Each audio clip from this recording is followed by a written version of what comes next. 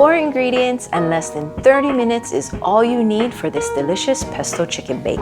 Tender, juicy chicken breasts in a vibrant pesto sauce make for a quick and easy weeknight dinner. I'll show you how, so stick around. Aloha mai kako, my name is Relle and welcome to my kitchen where I like to share all my favorite Hawaiian and local recipes. And today I've got a good one for you. Weeknights are super busy at my house and this one is perfect. Less than 30 minutes and all you need is 4 simple ingredients. So let's get started. Today we'll be making a pesto chicken bake. And I'd like to mahalo Fulan Hawaii for sponsoring this video. As always, thoughts and opinions are my own. Now, this can be done in the air fryer, which we'll do today, or in a traditional oven. The air fryer is so much quicker. So when I'm busy in weeknights and want to just get things done, I'll do it here. If you have to cook for a bigger crowd, by all means, you can totally use the oven. So what we're going to do is we're going to preheat the air fryer. So you're going to turn that on. And this one takes maybe 3 minutes to get up to heat. And I would go 380. And then while that preheats, we'll get the chicken ready. So for this, I like to use chicken breasts. Not very often do I choose chicken breasts. Usually I do thighs, but today we'll be doing that. And as you can see, the chicken breast has one side that's a little fatter and then it comes down to a tail and this side's skinnier. If you cook it like that, then it'll be different cook time. So what you wanna do is try and get them to be the same thickness. In order to do that, I like to give it a little whack. So onto the cutting board, you'll put a piece of plastic wrap and you're gonna go ahead and lay the chicken down. If you have a meat pounder, that would work great. I just so happen not to have one. And you know what? I feel like maybe the average kitchen doesn't have one, so even better. So all you're gonna do is fold that over like this, and then you're gonna use your handy dandy rolling pin. Anything heavy, if you have like a metal cup, a flask, but rolling pin works super good. So you're gonna leave the thin side as is and you're gonna just try and make the thick side. You can totally roll it, but usually just giving it a good whack. And if you hold the plastic, then as it tries to move, it won't move as much. So it's a lot. Give it a couple of good whacks and hope that it doesn't roll away and you don't smash your fingers. If you stick the plastic together, which I didn't, then it sticks a little bit better. Like this one won't move around as much. Let the kids help you out. Let some aggression out, you know. Okay, so if you're making this in the oven, you do all the steps first, put it in. But because I'm doing it in the air fryer, we're gonna season, cook on one side, bring it out and put the rest of the ingredients on, okay? Of course, salt and pepper, be generous. Obviously not too much, because you can always put more. So salt and pepper, and then flip, and we shall see. I honestly don't know if it's gonna stick to the plastic wrap. It just might. Maybe I should put it on the plate. Just because, I mean, I guess maybe that would have been a good experiment. Oh well. Okay, onto the plate. Toss that. And then salt and pepper this side. And you want to drop it from a little bit higher up so that way you don't end up with a big spot of, you know, salt and pepper all clumped up in one area. So this has preheated for just about 3 minutes, so perfect. What you're gonna do is we'll open that up and you can hear that sound. And you'll always want to remember a little bit of nonstick cooking spray just to prevent it from sticking because it won't be completely done cooking when we bring it out. And then you'll put it in nice side down. So the side that we ended up hitting, you see how there's kind of a cut on this side? We'll put that side up. So you're gonna go ahead and put that in like this. Try not to make a disaster. And then you're just gonna cook this for like 6 to 8 minutes. It's not gonna be cooked all the way through. We're just gonna get it started and then we'll bring it back out and put the rest of the ingredients to make the basil pesto bake part of this, okay? So, and I totally turned it off. I did this in the last video too.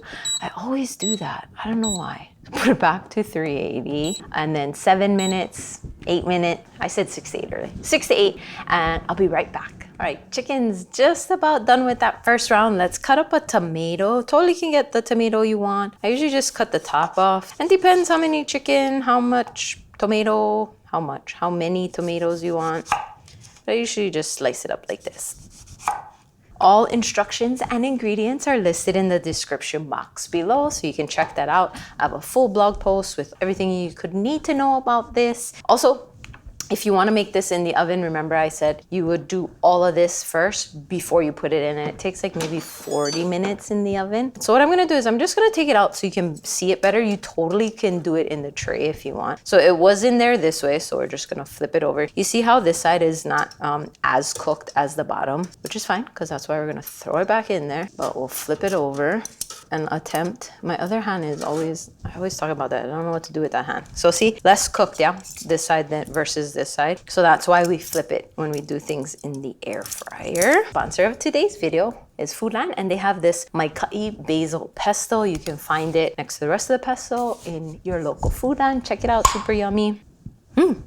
Smells so good. So all you're gonna do is kind of give it a little bit of a mix. And then you're gonna take that and give it a smear over the top. A little, a lot, totally up to you.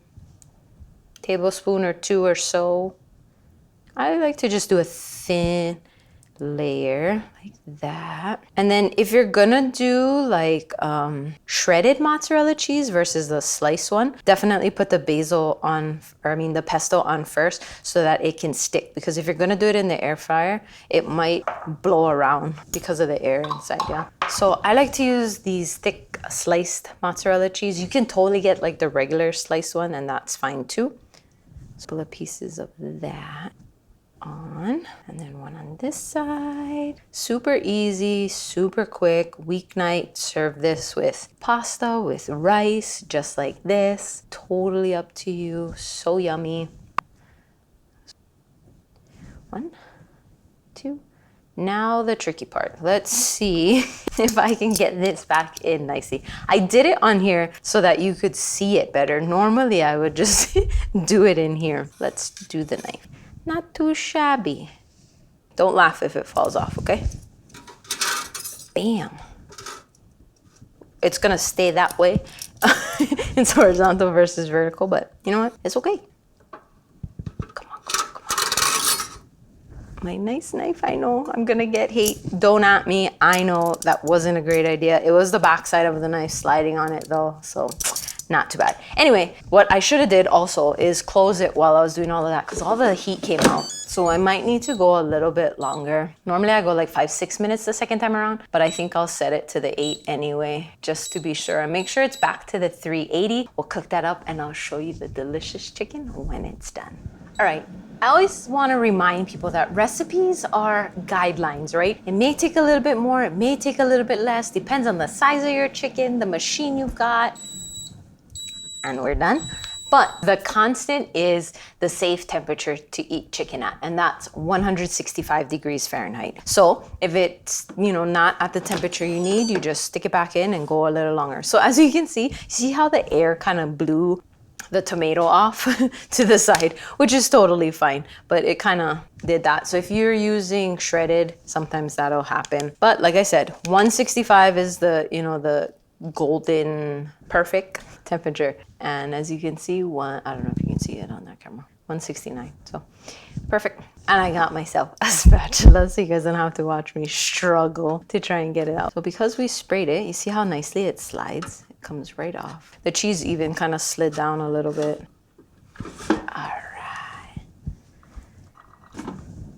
But check that out. So tomatoes are starting to cook through, your cheese has melted, the basil has kind of crusted over a little bit. And that's how you make pesto chicken bake. If you like this recipe and you want to see more, then check out this playlist here. And until next time, ahui ho!